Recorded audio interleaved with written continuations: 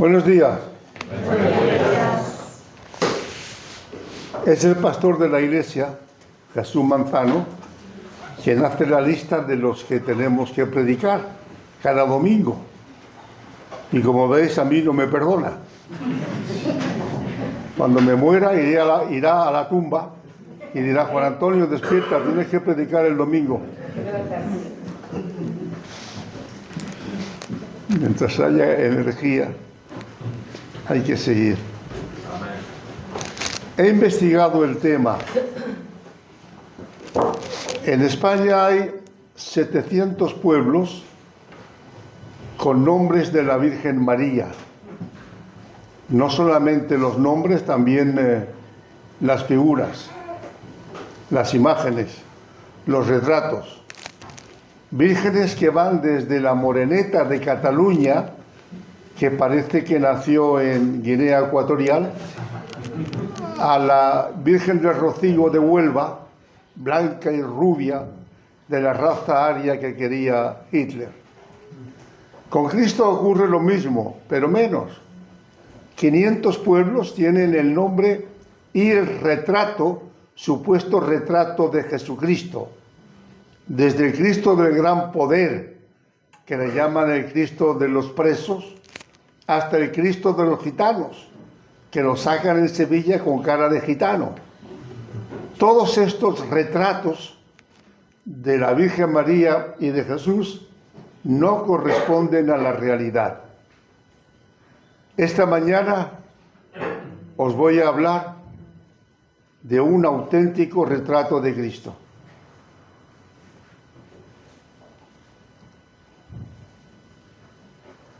Voy a leer el capítulo 1 de Apocalipsis.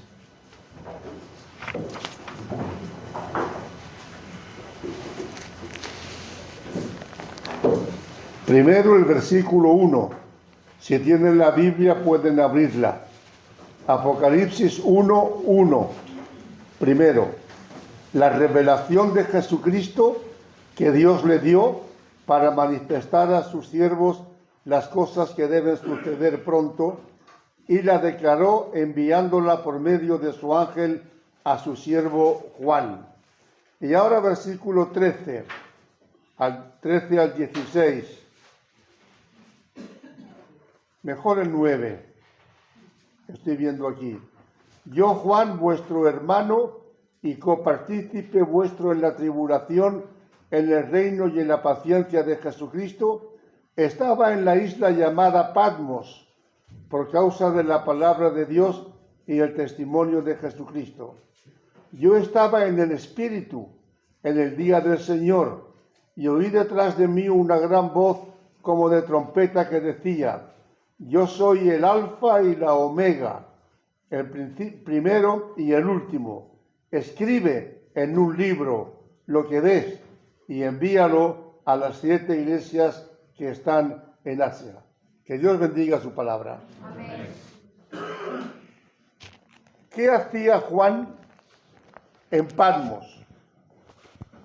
Recordaréis, Patmos era entonces una pequeña isla griega. Recordaréis que cuando Cristo está en la cruz, allí ve a la madre, a María, y a Juan. Le dice a María: mujer, he ahí tu hijo. Y a Juan le dice: hijo, he ahí tu madre. Cristo estaba encomendando a su madre al cuidado de Juan.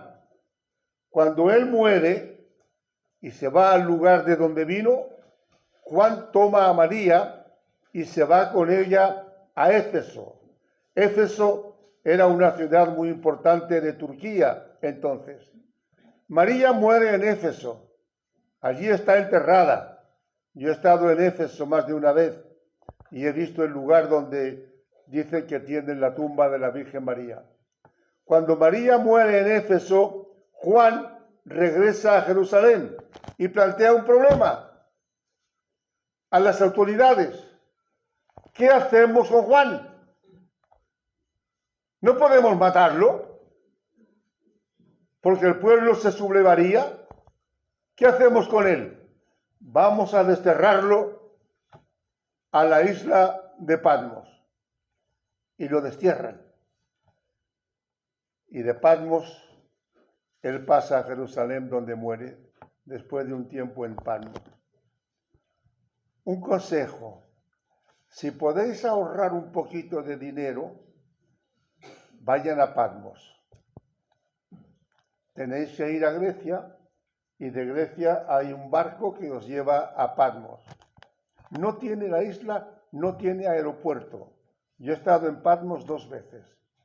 La isla no tiene aeropuerto, porque el gobierno griego no quiere que haya una afluencia masiva de turistas que lleguen a perjudicar la isla. Yo he estado en el lugar, arriba hay un pequeño monte, donde dicen que Juan recibió la visión del Apocalipsis y escribió el libro. Y es delicioso. Leer el Apocalipsis, como yo he hecho, en aquel lugar, es de lujo. Y después de todo, gastáis el dinero en otras cosas, ahorrad un poquito cada semana para un viaje a Patmos. ¿Merece la pena? El viaje a Patmos anticipa un viaje a Atenas, y podéis ver toda la capital de Grecia y luego de allí a Patmos. Patmos y Juan. ¿Cuándo tiene Juan la visión del Apocalipsis? En la Biblia no hay nada, absolutamente nada escrito por casualidad. El último libro que he escrito, las mentiras que se dicen sobre la Biblia. Aquí todo tiene un sentido. Juan tuvo la revelación en domingo. ¿Qué nos está indicando esto? Que el domingo es el día del Señor. El domingo. Pero no solamente la hora del culto. Prácticamente debería ser dedicado todo el día al Señor. ¿Cuándo empieza el culto del domingo? Este culto. ¿Cuándo empezó? ¿Esta mañana? ¿Cuándo empezaba el culto judío del sábado? El viernes por la noche. El viernes por la noche las familias judías lo preparaban todo para el sábado ir a la sinagoga y adorar a Jehová. Este culto, hermanas y hermanos, debería empezar no en la mañana del domingo, sino en la noche del sábado. Preparando espiritualmente a las personas, a los miembros de la familia, y preparándose uno mismo para el domingo. No que llegue el domingo por la mañana y el marido: mujer, ¿dónde está la camisa limpia? Ay, pues no se andará por ahí. Corre con los niños, prepara a los niños, que vamos a llegar tarde al culto, como están llegando algunos. Debería empezar el sábado por la noche. Hacer la prueba. ¿Cómo? Reunir a la familia, los que tengan familia, los que estén solteros, como uno que tengo frente de mí mirándome, que está deseando casarse. Y no pienso en Sevilla. Que el domingo por la mañana, con mucha tranquilidad, todos estén preparados para el culto. El culto del domingo debe empezar el sábado por la noche. Porque el domingo, si usted viene nervioso al culto, sale de aquí diciendo: pues el culto no me ha hecho nada. La predicación siempre es la misma, las oraciones repetidas, los himnos.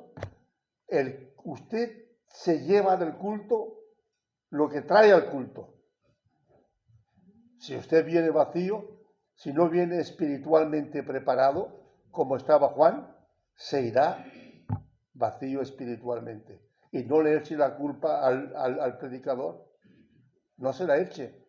Los predicadores no sabemos a veces qué tema elegir para que tenga el aplauso de la congregación, el agradecimiento de la predicación, El hecho de que nuestro pastor esté sin predicar tanto tiempo, yo lo comprendo. No es que haya dejado de tener interés en la iglesia, ni mucho menos, porque él tiene interés en los miembros particularmente. Pero es que predicar también cansa y la gente exige lo mejor y esto no puede ser, porque el culto no lo hace el predicador, el culto no lo estoy haciendo yo aquí, el culto lo hacen ustedes. Amén. Juan tuvo la revelación en domingo y en el Espíritu. Pensad en estas dos cosas. El domingo para el Señor y en espíritu. Si Juan no hubiera estado espiritualmente preparado, ¿se le habría revelado Cristo? No lo sabemos. Lo que sabemos es lo que dice la Biblia, que Juan estaba espiritualmente preparado, dice, en el espíritu, y allí tuvo la revelación del Señor. Allí vio el retrato de Jesucristo, pero el auténtico, no el retrato de ese Jesucristo deformado que decía Unamuno, el Cristo de mi tierra es tierra, tierra, tierra, y luego añadía, Cristo del cielo, líbranos de este Cristo de la tierra. El verdadero retrato de Jesucristo es el que está aquí, en el Apocalipsis, que vamos a ver inmediatamente. Lo primero que contempla, versículo 12, me volví para ver la voz del que hablaba conmigo. Claro, Juan estaba en el monte, en la isla de Patmos, y oye una voz. Él no veía a la persona que le hablaba, pero oye la voz y la persona no estaba. Por eso dice, se volvió para ver al que hablaba conmigo. Y vuelto, vi 7 candeleros de oro, y en medio de los 7 candeleros a uno semejante al Hijo del Hombre, vestido de una ropa que llegaba hasta los pies y ceñido por el pecho con un cinto de oro. Ya les estoy exponiendo a ustedes el retrato de Jesucristo, tal como lo vio Juan. En el templo de Jerusalén había continuamente candeleros de 7 brazos ardiendo, iluminado. Y esta descripción del candelero está en Éxodo. Los candeleros que vio Juan, en medio de ellos estaba uno semejante al Hijo del Hombre. Qué grande tenemos en Cristo. Y qué grande es Él. Como dice el credo, Dios y hombre verdadero. Un teólogo católico jesuita muy bueno, muy bueno. Si encuentran libros de él, cómprenlo. Hans Kuhn, alemán, ha muerto hace poco. Se plantea el problema, ¿quién murió en la cruz? Dios y hombre verdadero. ¿Dios no podía morir en la cruz? Dios no muere. De haber muerto Dios, el Padre, en la cruz, la humanidad se habría hundido. En la cruz muere el Cristo hombre, Dios y hombre verdadero. Y aquí él mismo se atribuye el título de Hijo del Hombre. Hijo del Hombre. Estaba en medio de los 7 candeleros y versículo 13, en medio de los 7 candeleros, vestido de una ropa que llegaba hasta los pies. Ya vamos teniendo imágenes del retrato, pero del verdadero retrato, una túnica que le llegaba hasta los pies. Era la túnica de los sumos sacerdotes del Viejo Testamento, una túnica amplia que le llegaba hasta los pies y hablaba de su estilo divino. Y el versículo 13 también, ceñido por el pecho con un cinto de oro. El cinto de oro en los sacerdotes del Viejo Testamento significaba la dignidad. ¿Tenéis ya idea?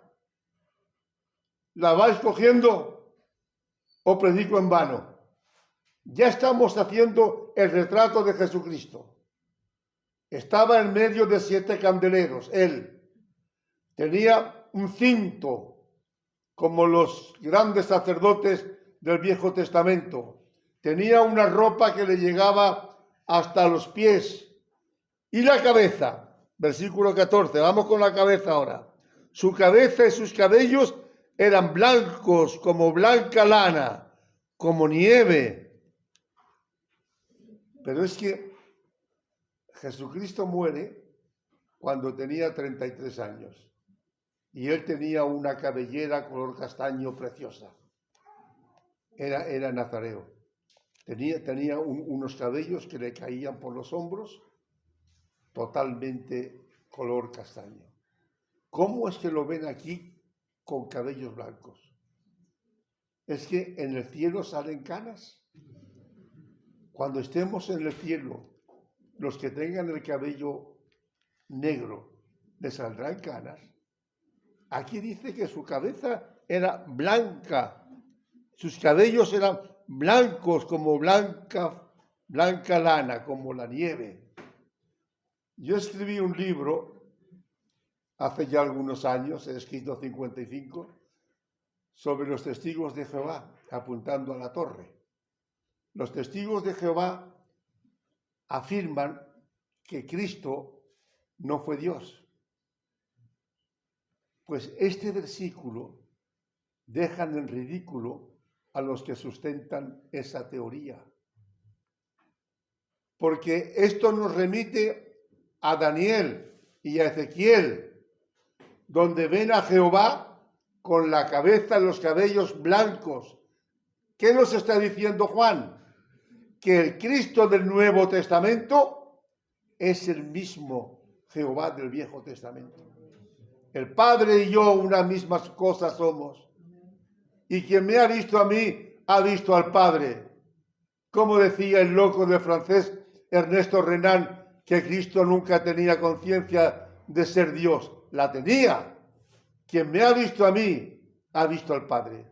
Y los testigos de Jehová aquí fracasan, porque lo ven con los cabellos blancos, remitiéndose al Viejo Testamento. Los ojos, versículo 14, avanzamos en el retrato. Su cabeza y sus cabellos eran blancos como blanca lana, como nieve. Sus ojos como llama de fuego. Uy, ¿qué nos habla? Los ojos de Cristo como llama de fuego. Vamos componiendo el retrato poco a poco. ¿Qué mirada tendría Jesucristo? Bueno, Ortega y Gasset dice, un filósofo español, que la mirada comunica a veces más que las palabras. Usted quiere decirle algo a alguien y no puede. Y lo mira, y la mirada es un medio de comunicación. El poder de la mirada. Pero, ¿qué poder habría en la mirada de Cristo? Yo llevo tantos años estudiando la Biblia y predicándola que me he interesado por todo. Tuvo que haber sido una mirada que cautivaba, una mirada que humillaba. Y esto se ve, usted recuerda cuando llevan a Cristo ya para la cruz. Están los discípulos, está Pedro también. Pedro había negado a Cristo, pero no critiquemos a Pedro por esto. Todos los cristianos tenemos a veces momentos de dudas. ¿Usted nunca ha tenido dudas? Nunca. Cayó por un tiempo que lo identifican a él. Pedro, este es de él. es Galileo también. Y el gran Pedro se derrumba. Yo no lo he visto. No sé quién es. No le conocía. ¿Hasta qué punto, hermanas y hermanos, cuida tu vida cristiana? Cuídala. ¿Hasta qué punto una persona puede caer en la fe? Hasta el caso de Pedro, 3 años con Jesús, con él, participando de la vida del compañero de Cristo. Y luego dice, yo no le conozco. Hombre, pero ¿cómo reacciona Jesús? Abofeteando a Pedro con palabras, diciéndole, Pedro, Pedro, que no me conoces, ¿verdad? Todo lo que yo he hecho por ti, ni una palabra, nada. Pedro lo niega, pero cuando uno es cristiano de verdad, uno puede caer, pero se levanta. Amén. Amén. Amén. Porque Pedro se va a un lugar donde sabía que Cristo tenía que pasar por allí. Si no le quieres reconocer, márchate. No podía. La fe puede en nosotros más que la duda, la certeza más que la claudicación. Pedro se va a un lugar donde Cristo tenía que pasar y Cristo pasa y lo ve. Lo reprocha, le echa un discurso, nada más que lo mira. Nada más. Eso dice la Biblia, que lo miró. ¿Y qué habría en aquella mirada? ¿Cuánto poder, cuánto reproche, cuánta queja habría en aquella mirada? Y Pedro no era un niño llorón. Pedro era un pescador robusto, un hombre curtido. Cristo lo miraba y Pedro se va llorando. El poder de la mirada. Y Juan lo ve aquí. Cuando Juan hace su retrato, lo ve. Dice que sus ojos como llamas de fuego. Y los pies. Seguimos con el retrato. Los pies semejantes al bronce bruñido, refulgente como en un horno. Refulgente como en un horno. Los pies de Cristo firmes. ¿Qué es el día más importante de tu vida? Te está hablando un hombre que conoce la Biblia y quiere conocerte a ti. ¿El día más importante de tu vida? ¿El día de tu bautismo? No. No. El día de tu muerte. Si has mantenido la fe en Cristo desde la cuna hasta la tumba, desde la conversión hasta el último día de tu vida, los pies de Cristo eran firmes. Él sabía dónde iba. Recuerdo un pasaje, no lo tengo aquí, pero lo recuerdo. Cuando vienen de parte de Herodes unos mensajeros diciéndole a Cristo, diciéndole, huye, porque Herodes te está buscando para matarte. Ahora, estás escuchándome con atención. Te ruego que hagas un ejercicio de pensamiento. Piensa en lo que pudo sentir Cristo cuando le dicen huye. ¿Cómo podía huir? Si ya desde el Génesis ya estaba destinado a morir por la humanidad. Huye, porque Herodes te está buscando para matarte. ¿Que huya yo? Es la única vez en los evangelios, la única vez que Cristo insulta a una autoridad. Porque Herodes es nada menos que un rey. Imagínense lo que me ocurriría a mí si insultara al rey nuestro, que no se me ocurriría.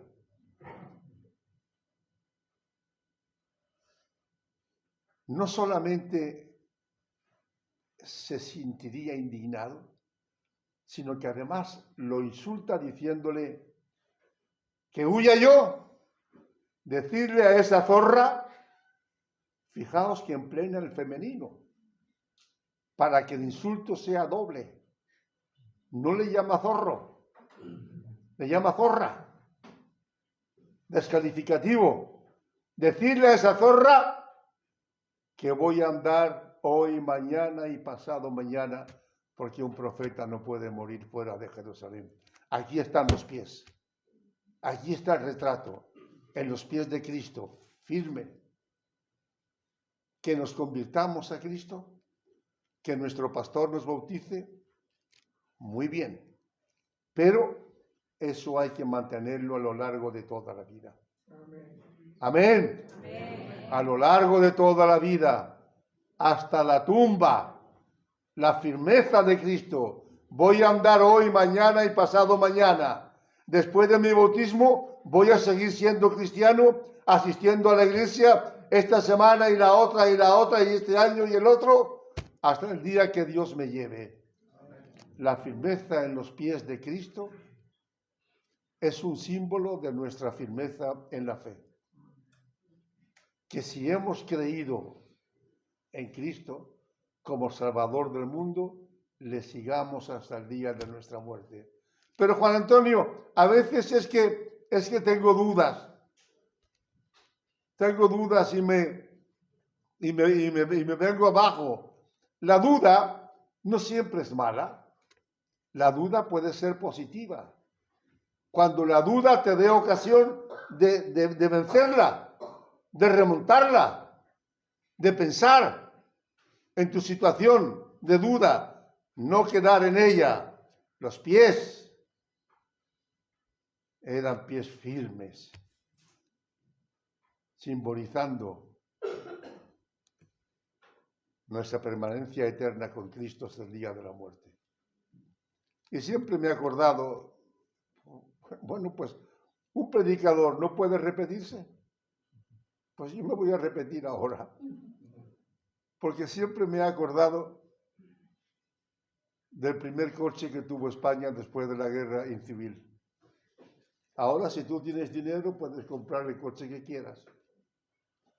Pero después de la guerra civil, en Cataluña sacaron un coche, el Biscúter,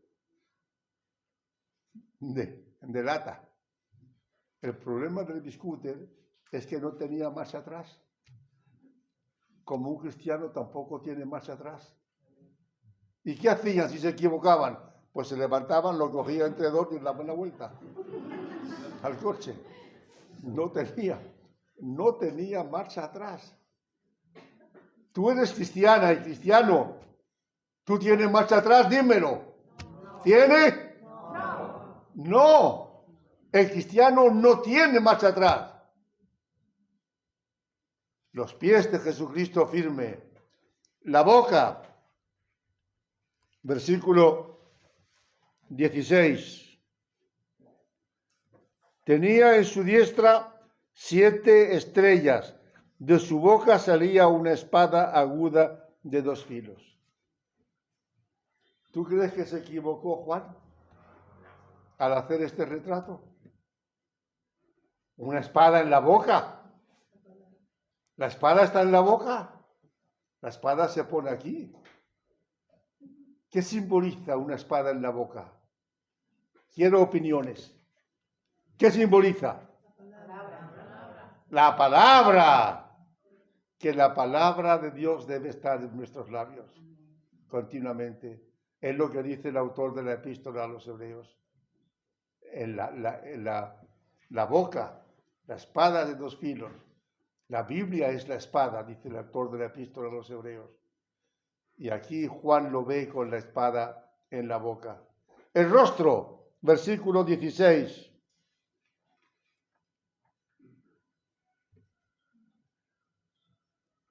Tenía en su diestra 7 estrellas, de su boca salía una espada aguda de 2 filos, y su rostro era como el sol cuando resplandece en su fuerza. Ya nos va dando poco a poco un rasgo del retrato de Jesucristo. El rostro como el sol. ¿Recordáis lo que sucede en el monte de la transfiguración? Cuando aparece Jesús allí con dos personajes del Viejo Testamento, el rostro de Cristo estaba completamente iluminado. ¿Sonreía Cristo? ¿Era un hombre siempre serio? Estoy estudiando la risa de Cristo, la sonrisa de Cristo en el Nuevo Testamento. Claro que sonreiría. Tendría motivos suficientes para sonreír. Y aquí ve el rostro de Cristo. Yo quiero imaginarlo, un rostro resplandeciente, pero al mismo tiempo un Cristo risueño. La voz, versículo 15. Su voz como estruendo de muchas aguas. Aquí tengo que hablar de mi viaje a Patmos. Porque cuando yo voy a un lugar por primera vez y quiero comunicarme, me voy siempre al centro de prensa y allí me informo. En Patmos, que es una isla pequeña, fui al centro de prensa y contacté con un periodista griego de la isla, pero nos comunicábamos en inglés. Y le cité este versículo aquí de la voz, versículo 16. Su rostro era como el sol cuando resplandecía. Y la voz que él tenía, le pregunté cómo podía tener esa voz. Me llevó a un lugar al principio de lo que es el pueblo, pero de playa, un lugar de playa, y allí había un bautisterio de hierro. Digo, ¿qué hace este bautisterio de hierro aquí? Y me dice, es el bautisterio que utilizaba Juan el Bautista para bautizar. Y Juan el Bautista y Juan el autor del Apocalipsis. Pero teniendo ahí el mar tan cerca, ¿para qué quería este bautisterio? Y me dijo, sí, tú ves el mar muy cerca, pero cuando este mar se revuelve, no hay quien esté ni siquiera en la orilla. Entonces fue cuando entendí este versículo sobre el mar. Las manos también están aquí. Las manos. Tenía en su diestra 7 estrellas, de su boca salía una espada de 2 filos, y su rostro como el sol cuando resplandece en su fuerza.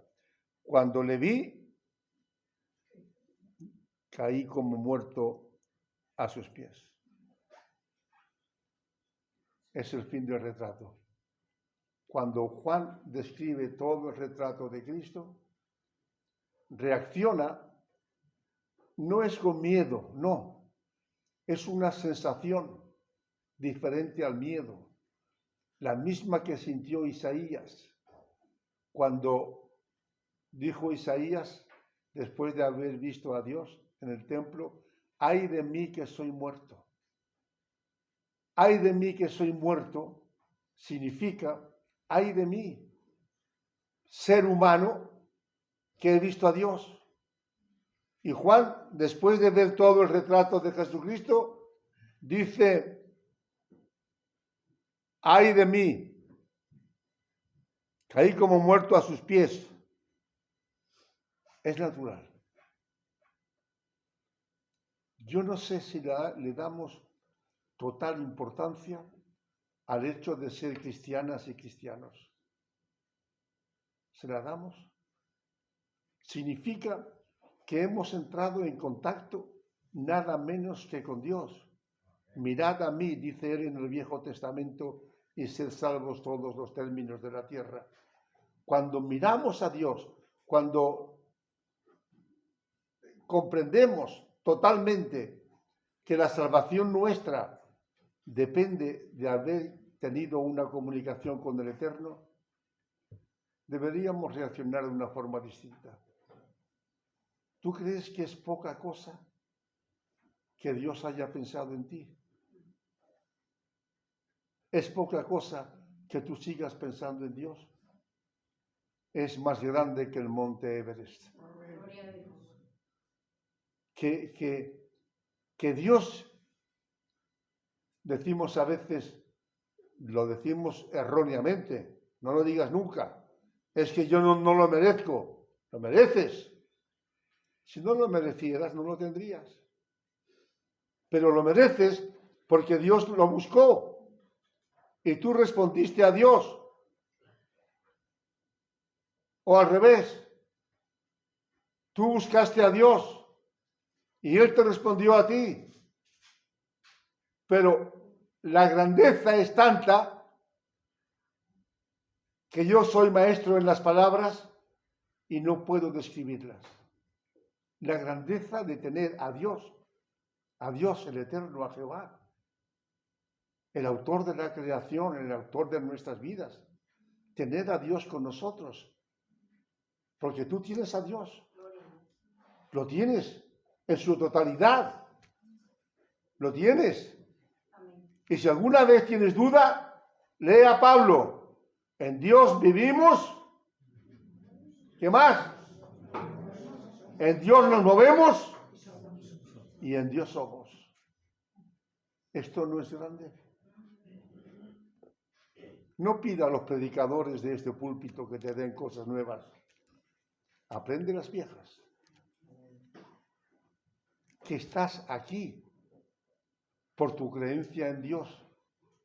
Estás aquí porque Dios se ha comunicado contigo. Dios ha salvado tu vida. Y cuando Juan se da cuenta de esto, como se dio cuenta Isaías reacciona cuando ve a Jehová en el Viejo Testamento. Juan reacciona cuando ve a Cristo en el Nuevo Testamento. Pedro, padre e hijo, una misma cosa son. Cuando Juan ve esto, dice: yo caí como muerto. Es para eso. Le damos la trascendencia que tiene a nuestra conversión. Es para caer como muertos. ¿Le das importancia a la salvación que tienes? ¿Le das la misma importancia que te pide el Nuevo Testamento cuando dice: ocúpate de tu salvación con temor y con temblor?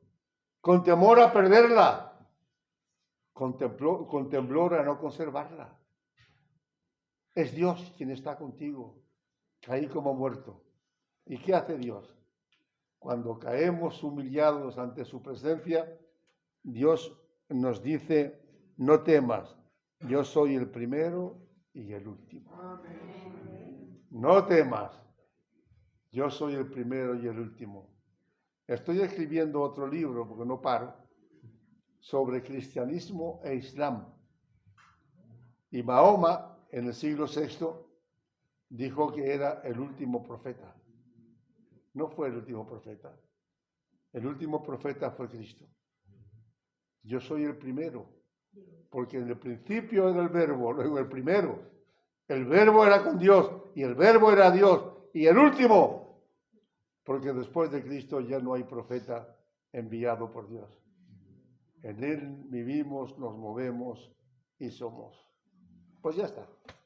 Que Dios os bendiga. Amén. Amén. Amén.